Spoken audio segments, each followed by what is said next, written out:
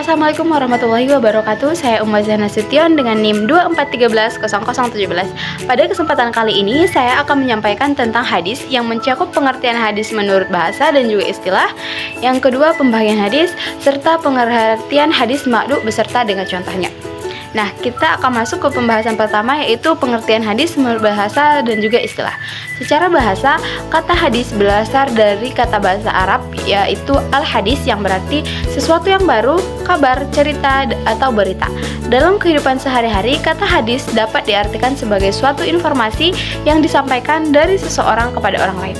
Sedangkan menurut istilah, para ulama sepakat hadis adalah segala sesuatu yang disandarkan kepada Nabi Muhammad SAW, baik berupa perkataan atau qauliyah, perbuatan fi'liyah, ketetapan atau persetujuan beliau atau takririyah, maupun sifat fisik dan akhlak Nabi.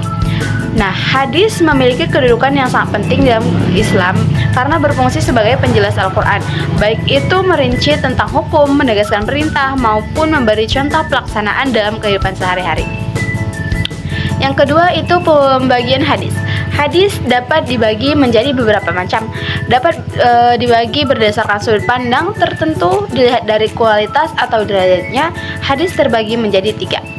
Nah, yang pertama itu ada hadis sahih, yaitu hadis yang sanadnya dan matanya memenuhi syarat kesahihan sehingga dapat dijadikan hujjah atau dasar hukum.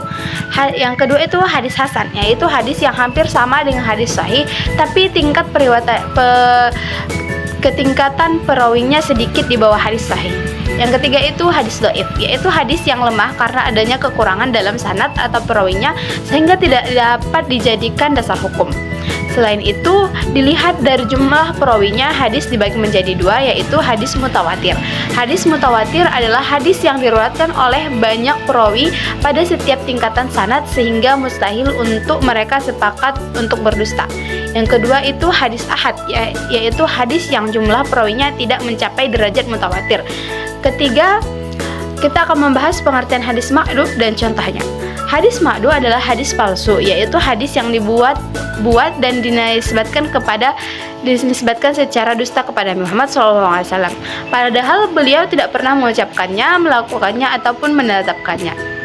Hadis ini termasuk dosa besar karena menyampaikan kebohongan atas nama Nabi Muhammad SAW. Sebagaimana pernah Nabi memperingatkan dengan hadis, man kadzdzaba alayya muta'ammidan falyatabawwa maq'adahu minan nar, yang artinya barang siapa yang berdusta atas namaku dengan sengaja, maka hendaklah ia menempati tempat duduknya, yaitu di neraka. Hadis riwayat Bukhari dan Muslim. Nah, contoh hadis ma'du adalah hadis yang berbunyi seperti man sholat duha'a kada wa kada raq'atan buniyalahu qasrun min zahabi fil jannah, yang artinya barang siapa melaksanakan sholat duha dengan sekian rakaat, maka akan dibangun baginya sebuah istana dari emas di surga.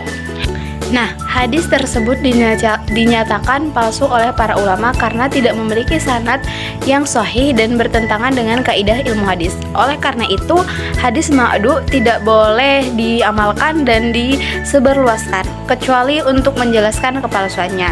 Sebagai umat Islam, kita diwajibkan untuk berhati-hati dalam menerima dan menyampaikan hadis agar tidak terjerumus dalam menyebarkan kebohongan atas nama Rasulullah SAW. Mungkin demikian yang dapat saya sampaikan, kurang dan lebihnya saya mohon maaf. Terima kasih telah menonton guys, bye bye.